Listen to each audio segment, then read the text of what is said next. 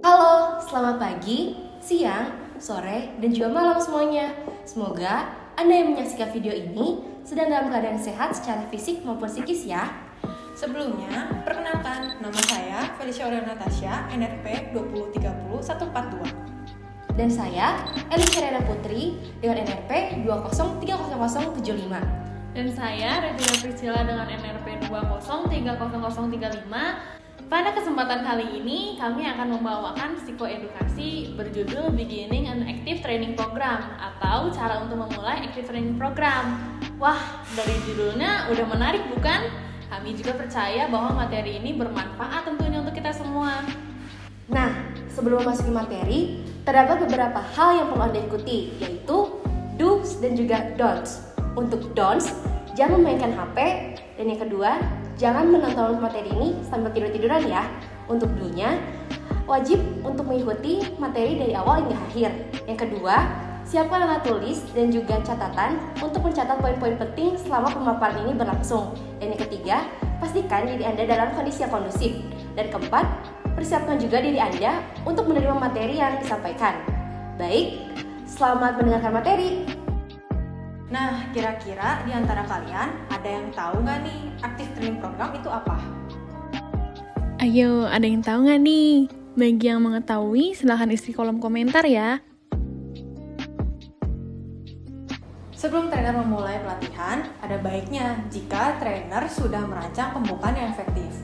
Dan tidak ada salahnya trainer memikirkan pertanyaan-pertanyaan seperti 1. Bagaimana cara mengatur ruangan? Kedua, butuh teknologi atau alat seperti apa nanti? Yang ketiga, bagaimana cara membangun kesan yang baik untuk peserta? Dan yang keempat, apa yang akan diucapkan untuk memperkenalkan program? Ingat, tidak ada program pelatihan yang sukses hanya berdasarkan desain tertulis. Program juga tidak akan berhasil jika trainer tidak memiliki keterampilan yang oke nih saat menyampaikan. Nah, maka dari itu, kami akan memberikan jawaban-jawaban yang baik untuk pertanyaan-pertanyaan tadi dan tips-tips untuk Active Training Program. Nah, jadi sudah paham kan kenapa ATP atau Active Training Program itu penting? Mari kita mulai materi Beginning an Active Training Program yang pertama dengan Preparing Yourself Mentally. Selanjutnya adalah Preparing Yourself Mentally. Tak hanya persiapan mengenai materi dan desain pelatihan, trainer juga perlu untuk mempersiapkan diri secara mental. Sebelum memulai pelatihan, sebagai seorang trainer, apa sih yang sering kita rasakan? Mungkin perasaan gugup, takut, deg-degan, cemas, dan masih banyak lainnya. Tapi perlu Anda ketahui bahwa perasaan itu merupakan perasaan hal yang wajar. Perasaan gugup, cemas, takut, dan hal seperti itu dapat Anda rasakan bahwa Anda menunjukkan Anda peduli dengan pengalaman belajar dan ingin menjadikannya sepositif mungkin untuk para peserta. Rasa gugup biasanya timbul ketika Anda sedang memikirkan pelatihan yang sedang Anda susun. Jika Anda mengikuti secara garis besar pelatihan yang terstruktur dengan baik, maka ada kemungkinan besar kegugupan tersebut akan berlalu. Jika di sisi lain Anda lupa untuk mengurus hal-hal detail, persiapan sampai menit terakhir dan tidak memikirkan desain yang cocok untuk pelatihan Anda dengan hati-hati, Anda akan memiliki peluang yang jauh lebih besar untuk kehilangan kepercayaan dari para peserta saat Anda menjual ide-ide yang Anda berikan. Salah satu faktor penentu kesuksesan dari sebuah pelatihan adalah perhatian terhadap semua hal detail yang diperlukan. Dan untuk menyusun program yang aktif, itu perlu menciptakan suasana yang keteraturan dan profesionalisme. Selain mempersiapkan diri secara mental, kita juga harus mempersiapkan diri secara materi. Atau bagaimanakah pertimbangan yang trainer rasakan ketika trainer membawakan sebuah materi? Tingkat kenyamanan yang trainer rasakan saat trainer membawakan materi itu menjadi penting karena terdapat sebuah kelemahan di mana jika trainer membawakan atau menyajikan materi yang baru bagi trainer, maka trainer dapat merasakan keraguan dan ketidakpastian yang dirasakan saat menyampaikan isi konten dari pelatihan tersebut. Jika Anda tidak nyaman dengan materi atau pelajaran yang disampaikan ketika pelatihan, Anda mungkin akan sangat khawatir ketika Anda diserang oleh pertanyaan-pertanyaan dari para peserta. Jika Anda tidak dapat menjawab materi tersebut, maka peserta pun akan meragukan kompetensi kalian sebagai trainer. jika Anda ingin membawakan materi yang baru dan tidak terbiasa Anda bawakan, tentunya Anda memerlukan jenis persiapan mental yang berbeda. Lalu, membawakan materi yang baru menimbulkan rasa gugup. Namun terkadang trainer juga suka bosan atau jenuh jika hanya membawakan materi yang itu-itu saja. Kira-kira ada nggak sih cara lain untuk mencegah kejenuhan yang dialami oleh trainer karena membawakan materi yang itu-itu saja? Ada. Berikut adalah 3 cara untuk mengatasi rasa bosan atau jenuh yang dialami oleh trainer saat membawakan materi yang sama terus-menerus. Yang pertama adalah bersikap fleksibel dengan rencana dan desain pembelajaran Anda. Mungkin selama pelatihan berlangsung, Anda selalu membawakan materi dengan ceramah dan pelatihannya atau konten-konten aktivitas berada di akhir. Anda dapat memvariasikan hal tersebut dengan memberikan games di awal, lalu ceramah dan aktivitas di akhir. Yang kedua, variasikan lokasi dan lingkungan dan platform yang Anda gunakan untuk penyampaian materi training. Jika sebelumnya Anda selalu melakukan training secara onsite, mungkin Anda dapat mencoba training secara online, di mana Anda dapat menggunakan platform Zoom serta fitur-fiturnya untuk melaksanakan pelatihan. Lalu yang ketiga, ada tonton trainer yang lain ketika trainer tersebut membawakan program yang sama. Jika terdapat trainer dengan vendor yang berbeda untuk menawarkan program serupa di tempat yang lain, maka saudara dapat menghadiri sesi tersebut untuk mendapatkan ide baru tentang bagaimana cara menangani materi pelajaran yang sama. Nah, setelah kita membahas mengenai preparing yourself mentally, saat pelatihan, apa sih yang dilakukan trainer atau apa sih yang dipersiapkan trainer selain mental dan juga materi? Ya, yaitu kondisi fisik lingkungan atau lokasi yang digunakan saat pelatihan berlangsung, dan ini merupakan materi dari Arranging the Physical Environment. Pengaturan fisik dan fasilitas pelatihan adalah kesan pertama yang didapatkan oleh para peserta ketika mereka memulai sesi mereka. Anda tidak perlu ragu jika fisik dari lingkungan pelatihan Anda tidak begitu optimal. Anda juga tidak perlu takut untuk memindahkan perabotan yang ada di dalam ruangan pelatihan saudara.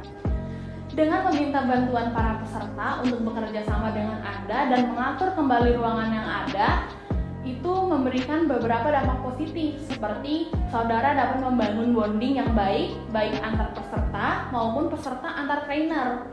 Pelatihan yang dilakukan di lingkungan kurang optimal terkadang lebih berhasil dari pelatihan yang dilakukan dalam fasilitas yang lebih baik. Mungkin hal ini dikarenakan karena setiap orang harus ikut serta dan agar segala sesuatu hal yang ada menjadi suatu hal yang berhasil.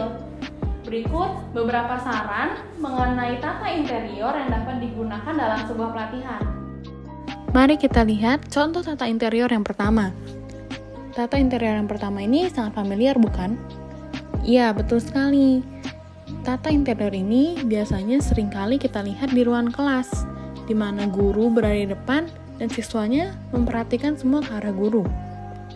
Lalu kita beralih ke tata interior yang kedua, di mana tata interior ini akan cocok jika trainer pada pelatihannya ingin membagi para trainee ke kelompok yang kecil.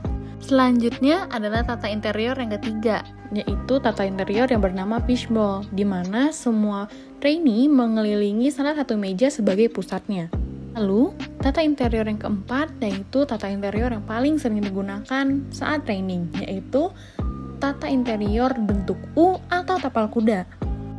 Tata interior yang selanjutnya yaitu tata interior yang kelima, ini juga cukup umum loh, di mana kebanyakan para trainer membuat ruangan ini seperti ruangan konferensi, di mana semua peserta bisa menghadap satu sama lain di dalam satu ruangan dan di mana semua meja berkumpul menjadi satu. Tahu dengan mengumpulkan seluruh kursi yang ada kepada meja-meja yang ada di ruangan tengah konferensi. Selanjutnya adalah tata interior yang keenam, di mana pada tata interior ini trainer dapat meminta para peserta untuk bekerja dalam subkelompok. Trainer dapat membuat ruangan menjadi seperti yang ada di gambar untuk menghindari saling mengganggunya trainee saat mengerjakan tugas. Trainer dapat membuat kursi-kursi dan meja-meja antar subkelompok sejauh mungkin. Lalu, tata interior yang ketujuh dapat digunakan oleh trainer jika trainer hanya melibatkan sedikit kebutuhan untuk menulis, membuat catatan, atau membaca dari manual saat pelatihan berlangsung. Dengan tata interior seperti ini, tata letak dalam ruangan bisa diatur sesuai dengan keinginan trainer dan mengurangi formalitas yang terjadi ketika pelatihan berlangsung. Nah, tadi adalah beberapa saran tata interior yang dapat trainer gunakan ketika melakukan pelatihan.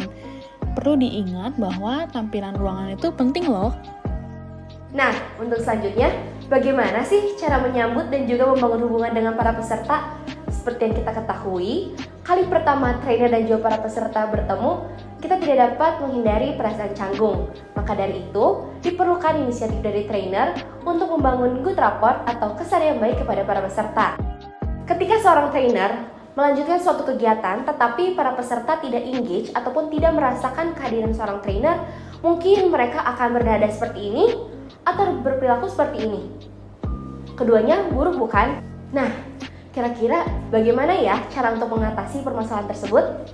Jangan khawatir karena terdapat cara sederhana yang memastikan bahwa trainer menyediakan dan siap untuk menyapa para peserta setidaknya 15 menit sebelum dimulainya suatu program training, yaitu dengan B2SM, di mana berjalan di sekitar ruangan ketika para peserta memasuki ruangan. Yang kedua, melakukan kontak mata dan juga mencoba berjabat tangan dengan para peserta. Yang ketiga, memulai percakapan secara informal dengan para peserta dengan tujuan untuk membangun suatu hubungan yang baik. Lalu, untuk S yang terakhir, saling memperkenalkan peserta yang mungkin mereka belum mengenal satu sama lainnya. Nah, selain cara tersebut, terdapat beberapa pendekatan yang mungkin dapat membantu Anda juga. Yang pertama, I've got something for you, yaitu saya memiliki sesuatu untuk Anda. Pada hal ini, Anda sebagai trainer dapat memberitahu peserta tentang keahlian dan juga kemampuan Anda, di mana jangan sombong, tetapi tunjukkan bahwa Anda memiliki keterampilan dan juga pengetahuan akan materi training yang akan disampaikan. Sebagai contoh, dalam I've got something for you atau saya memiliki sesuatu untukmu, kita ketahui bahwa manajemen training adalah materi yang sulit untuk disampaikan kecuali trainer dapat meyakinkan para peserta tentang keahlian serta pengalamannya dengan cara memperkenalkan latar belakang kepada para trainee. Sebagai contoh, saya senang menjadi pelatih Anda dalam sesi ini. Bagi Anda yang belum mengetahui latar belakang saya merupakan pekerja di perusahaan ini selama 12 tahun terakhir, 8 diantaranya dalam pabrik.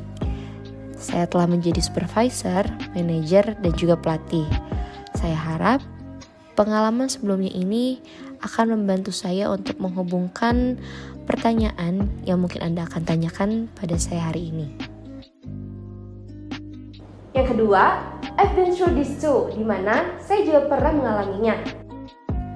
Contohnya, ketika seorang pelatih menggunakan pendekatan I've been through this too, hal ini memiliki tujuan agar pelatih dapat terhubung dengan kelompok ketika ia menyampaikan suatu program di lingkungan tertentu. Pada kasus ini dicontohkan dalam lingkungan manufaktur. Para karyawan yang bertanggung jawab atas volume produksi yang tinggi dan seringkali harus melakukan rotasi tugas di luar shift. Sebelum memulai sesi tentang kesadaran kualitas, pelatih dapat memberitahu kepada para peserta bahwa dirinya juga pernah bekerja di luar shift dalam karirnya. Trainer juga dapat memulai sesi dengan mendorong para peserta untuk bercerita tentang kesulitan menghadapi jadwal kerja yang tidak teratur, sehingga para peserta pun dapat memahami dan membandingkan sebuah tekanan dari pekerjaannya. Yang ketiga, I admire you, di mana saya mengagumi Anda. Dengan begitu, trainer ketika mengekspresikan rasa kekagumannya dengan para peserta training atas kecerdasannya, niatnya, ataupun upaya saat untuk menjawab, hal ini dapat membangun hubungan baik antara trainer dan juga para peserta training. Contohnya, dalam hal ini ketika trainer meminta perwakilan layanan pelanggan atau customer service dalam sebuah program tentang keterampilan untuk menjual dan menggambarkan bagaimana rasanya menghadapi pelanggan yang marah. Responnya mungkin ragu-ragu. Ketika seorang peserta menceritakan kisah kehidupan nyata tentang pekerjaannya, semakin banyak peserta yang bergabung dengan cepat dan menjadi diskusi yang sangat bersemangat. Pelatih pun dapat mengakhiri percakapan tersebut dengan mengatakan, sangat menarik bagi saya untuk mendengarkan tentang beberapa hal yang mungkin menciptakan frustasi dalam diri Anda yang Anda hadapi setiap harinya. Saya sangat kagum karena Anda memiliki kesabaran dan juga kontrol untuk menangani begitu banyak pelanggan. Saya pun tidak yakin saya bisa melakukan hal tersebut. Hal tersebut dapat meningkatkan rasa keterhubungan peserta dan juga trainer. Yang keempat yaitu You Interest Me, di mana Anda menarik bagi saya. Hal ini penting untuk mengenali para peserta dan mengungkapkan minatnya pada latar belakang seperti pengalaman hidup dan juga keprihatinan terhadap mereka. Semakin Anda memberitahu bahwa Anda peduli dengan mereka, semakin juga mereka akan percaya tentang apa yang akan Anda tawarkan kepada mereka. Contohnya, dalam pendekatan You Interest Me atau Anda menarik bagi saya, terdapat sekelompok manajer asal Indonesia yang datang ke Amerika untuk mengikuti program pelatihan selama 2 bulan. Salah satu pelatih dalam program ini memulai suatu programnya dengan menanyakan kepada para peserta, apakah kalian sudah rindu rumah? Sebagian peserta mengangguk setuju. Seorang peserta juga menambahkan bahwa hari itu merupakan hari libur nasional khusus di tanah air. Pelatih bertanya kepada kelompok apakah mereka akan menyanyikan lagu kebangsaannya. Segera dengan semangat, para peserta pun bangkit dan bernyanyi secara serempak. Pelatih mencoba untuk mempelajari melodi dan juga bersenandung bersama. Untuk menyenangkan para peserta, tradisi pun dimulai dan di sela-sela acara, para peserta mengajari pelatih beberapa lagu Indonesia. Menunjukkan tingkat ketertarikan pada musik asli, peserta memungkinkan pelatih untuk membentuk ikatan yang kuat juga dengan kelompok. Gimana nih materi sebelumnya? Dapat dimengerti bukan? Nah, kita sekarang masuk ke materi pentingnya 30 menit untuk membentuk hubungan yang baik. Setengah jam pertama dapat diartikan sebagai masa tenggang, karena segmen awal ini dapat membuat para peserta memutuskan cara pandang mereka terhadap Anda. Hal ini meliputi peran apa yang mereka harapkan untuk dimainkan selama program pelatihan dan apa yang ingin mereka capai selama kursus. Sebagai seorang pelatih, perlu bertanggung jawab untuk memastikan bahwa setiap masalah diselesaikan secara positif selama 30 menit pertama.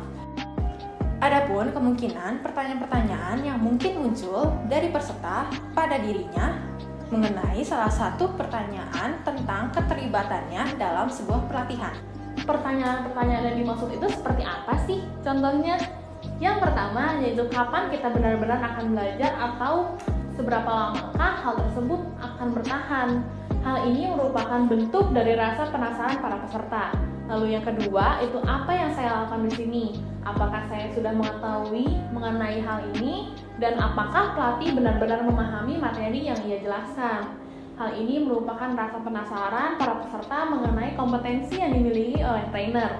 Lalu yang ketiga, ada saya tidak berpikir bahwa saya akan menyukai pelatih ini. Atau saya bertanya-tanya mengenai pandangan pelatih terhadap saya, yang dimana hal ini menunjukkan apakah harapan dari pelatih itu sesuai dengan harapan para peserta. Lalu yang keempat, ada apakah saya benar-benar tertarik untuk memecahkan masalah saya sebagai bentuk mempercayai dirinya sendiri. Dan yang kelima, ada siapa yang akan mengenangani pekerjaan yang biasa saya lakukan selama ini, atau kekhawatiran yang ia rasakan ketika ia berada di sesi dan meninggalkan pekerjaannya. Nah, sekarang Anda sekalian sudah mengetahui ya, bagaimana sih 30 menit ini berperan penting terhadap hal-hal krusial seperti tadi. Jadi, saya akan menyebutkan beberapa tips untuk membuat kesan pertama yang positif. Yang pertama, impatient atau ketidaksabaran. Dengan begitu, Anda dipersilakan untuk langsung memulai atau segera memulai suatu training dengan secepat mungkin atau sesuai dengan waktu yang ditetapkan. Berusahalah juga untuk memfokuskan suatu kelompok pada tujuan dan juga mencoba untuk mengkaitkan minat mereka pada konten kegiatan, sehingga para peserta tidak berkutit dan juga tidak hilang fokusnya ke arah lain. Contohnya seperti kapan ya makan siang akan datang. Nah, untuk selanjutnya yaitu kompetensi, di mana kita sebagai seorang trainer jangan menganggap seluruh peserta training itu memiliki atau membutuhkan kompetensi yang sama, di mana lakukanlah penilaian terhadap pengetahuan, keterampilan, dan juga sikap peserta. Selain itu, latihan sebelum opening dapat membantu peserta untuk menggali keterampilannya secara lebih utuh. Dan juga, kita sebagai trainer perlu membiarkan para peserta untuk secara lebih utuh di mana yakin dengan kemampuan yang dimilikinya. Yang ketiga yaitu compatibility atau kompabilitas. Trainer dapat membentuk sebuah lingkungan atau suasana yang interaktif dengan cara menyesuaikan suasana yang tepat untuk sebuah kelompok ataupun komunitas. Lalu yang keempat, ada kepercayaan atau trust. Tekankan bahwa trainer menghormati kerahasiaan para trainee dengan menunjukkan kepada trainee bahwa trainer ingin mengetahui cara pandang mereka dan memberikan sebuah tanggapan yang sesuai untuk kebutuhannya. Yang kelima yaitu kekhawatiran di luar sesi atau out of session concern. Berikanlah kepada peserta kesempatan untuk berspekulasi tentang bagaimana program pelatihan akan mempengaruhi pekerjaan mereka. Selain itu, perlu juga menetapkan beberapa aturan yang akan digunakan selama kegiatan pelatihan berlangsung. Kita sudah membahas tentang program awal pelatihan. Tidak lengkap nih kalau kita tidak membahas reviewing the agenda. Setelah sambutan, beritahu peserta tentang apa yang mereka harapkan dari program pelatihan dan perincian apa yang diharapkan dari mereka. Ada beberapa cara untuk melakukannya. Yang pertama, cantumkan tujuan pelatihan dalam petunjuk manual atau materi online. Jelaskan secara singkat maksud setiap objektif. Hal ini memungkinkan peserta jadi jelas tentang pembelajaran apa yang mereka harapkan. Contohnya, setelah menyelesaikan pelatihan time management, saudara bisa memperoleh pertama, hasil analisis waktu produktif. Yang kedua, tentukan time saver dan time waster yang berdampak pada produktivitas pribadi Anda. Yang ketiga, tetapkan prioritas untuk memaksimalkan pekerjaan Anda di masa depan. Dan yang keempat, membuat rencana waktu yang digunakan pada tempat kerja dan di rumah. Yang kedua, identifikasi apa yang ingin Anda capai dalam program. Contohnya, seorang trainer memulai program pelatihan manajemen untuk supervisor baru dan mengatakan transisi dari pekerjaan menjadi supervisor baru bisa jadi sulit.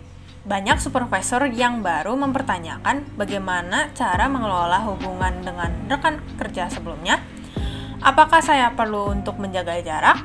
Bagaimana saya menjelaskan kepada mereka tentang peran baru saya sebagai supervisor? Menjadi trainer bisa yakinkan dengan workshop ini dirancang untuk membantu Anda menyesuaikan diri dengan posisi baru Anda. Dan yang terakhir, ketiga, beritahu detail informasi program lainnya. Trainer bisa sertakan informasi seperti garis konten, deskripsi jenis kegiatan pelatihan yang sudah dirancang, jadwal, permintaan dari peserta, dan informasi lainnya seperti makan, lokasi toilet, istirahat waktunya, akses internet, dan telepon dan laptop. Dan yang terakhir tak kalah penting nih, yaitu inviting feedback to agenda. Keputusan dasar selanjutnya yang diperlukan adalah melakukan feedback yang bisa memeriksa pelatihan trainer itu memenuhi atau tidak harapan peserta. Terdapat dua pendekatan sederhana, yaitu bertanya langsung, seperti apakah program ini sesuai dengan harapan saudara? Atau apakah ada sesuatu yang ingin ditambahkan dalam agenda? Dengan menanyakan seperti itu, trainer bisa mendapatkan masukan langsung dan mempertimbangkan kegiatan yang diinginkan oleh peserta.